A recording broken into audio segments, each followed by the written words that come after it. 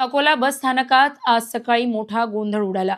बस लावण्याच्या वादातून दोन बस चालकांमध्ये प्रथम शाब्दिक चकमक झाली आणि काही क्षणातच हा वाद चांगलाच उफाळून हाणामारीपर्यंत पोहोचला. मराठवाडा विभागाकडे जाणाऱ्या बस गाड्यांच्या प्लॅटफॉर्मवर गाडी लावण्यावरून झालेल्या या वादात एक चालक एवढा भडकला की त्याने लोखंडी पाईप उगारून मारहाणीचा प्रयत्न केला.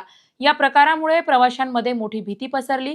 दरम्यान हा सर्व गोंधळ बस स्थानकातील पोलीस चौकीपासून काही अंतरावरच घडला असतानाही त्या ठिकाणी एकही पोलीस कर्मचारी हजर नव्हता. याबद्दल प्रवाशांनी तीव्र नाराजी व्यक्त केली. बस स्थानकातील सुरक्षेतील ही मोठी त्रुटी प्रकर्षाने जाणवली.